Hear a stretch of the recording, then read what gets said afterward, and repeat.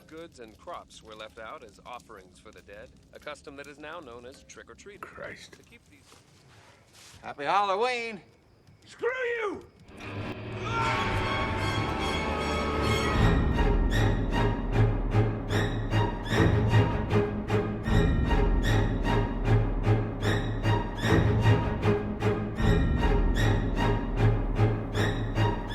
The origins of Trick or Treat started with a short animated film written by Michael Dougherty in 1996 called Season's Greetings. The film featured Sam, a boy stalked by a stranger on Halloween night. Seemingly the next victim of the unknown killer,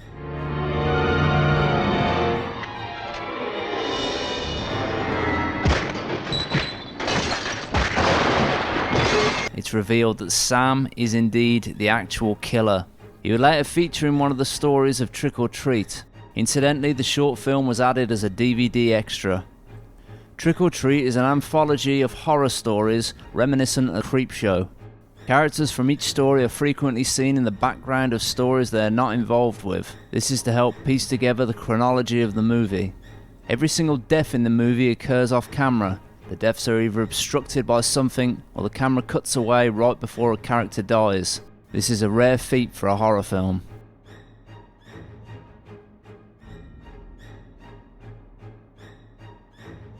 The film is structured as 5 interwoven stories that occur on Halloween night.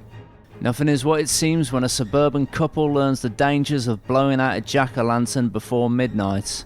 A serial killer finds himself in over his head. 4 young women prepare for a Halloween party in an oddly secluded and mysterious setting. A group of pranksters goes too far and discovers the horrifying truth buried in a local legend. And a cantankerous old hermit is visited by a strange trick-or-treater where his past catches up with him. Costumes and candy, ghouls and goblins, monsters and mayhem. The tricks and treats of Halloween turn deadly as strange creatures of every variety and otherwise try to survive the scariest night of the year.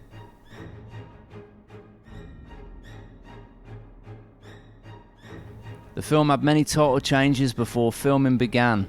Originally titled Season's Greetings, it was changed because it sounded too much like a Christmas film. Then it was called Halloween Terrors, Jack-o'-lantern Tales, October the 31st, and lastly Trick or Treat. The final title was kept, but seeing as there was already a movie of the same name out, they changed the spelling to Trick or Treat.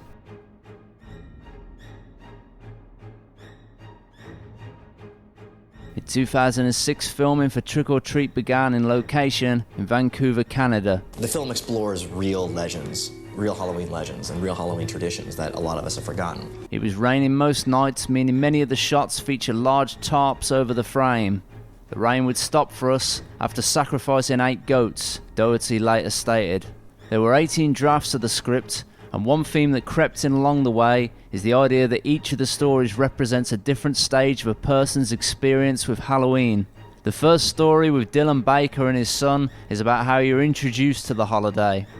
The second one with the kids is you and your friends roaming around without parents for the first time. The one with Anna and her friends is Halloween in your 20s when it's about partying. The final story with Brian Cox is Halloween in your older years, with a disinterest and dislike of Halloween. At the beginning of the film we see a boy destroying jack-o'-lanterns. Most of these were fake, made out of foam. An on-set joke was that no pumpkins were harmed during the making of this movie. The kid with a lollipop in his mouth, who peeks in on the girls in the changing room when they are trying on Halloween costumes, is the actor who plays Sam throughout the rest of the movie. The chocolate bar that Sam uses to attack the old man is the same candy bar that he got from the principal earlier in the movie. We know this as the principal put razor blades in the chocolate bars he handed out. Brian Cox, who plays the old Halloween Scrooge, wanted to look like John Carpenter for the role, so he wore a wig and prosthetics. Dougherty commented they couldn't use any recognisable candy wrappers because all of our candy in this film is either poisoned or filled with razor blades, and instead they had to create their own.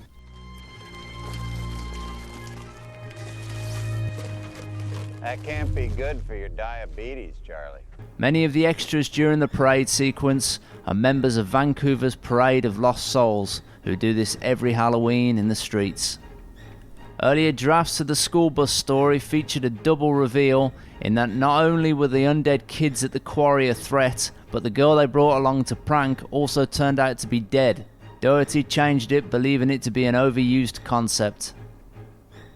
During the newscast of the Halloween parade, the reporter remarks, "Werewolves and zombies and demons of every variety have descended on the normally sleepy town of Warren Valley, Ohio." This is foreshadowing to the creatures that end up being revealed over the course of the film. The werewolves looking for victims, the zombies in the rock quarry, and Sam looking for candy and to see that the rules of Halloween are being followed. The kids who trick or treat at Mr. Craig's house can be recognised as the bodies in the backyard of Mr. Wilkins' house earlier in the film. Stephen Wilkins. Hey, what in God's name are you doing down there, Wilkins? Huh? Hiding bodies? I'm trying. Keep your kid out of my yard! Happy Halloween. Screw you! The zombie kids who kill Mr. Craig at the end of the movie are seen at the beginning leaving his house. The conversation with Laurie, Danielle, Maria and Janet as they're trying on their costumes for the first time foreshadows that they're actually werewolves. In October 2013, the filmmakers announced that a sequel, Trick or Treat 2, is in the works, but since 2013 there seems to have been no progress made.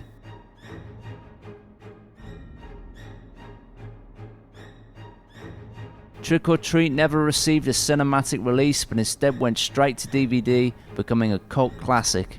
Though the film was originally slated to be released on October 2007 for a Halloween release, Warner Brothers, without explanation or reason, pulled the film from the schedule and no rescheduled date was announced.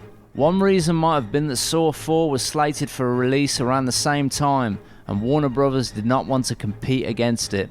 Another possible reason the film was buried by the studio was the box office disappointment of Superman Returns, this being a film Doherty had written. Officially, there has been no reason as to why it went straight to DVD.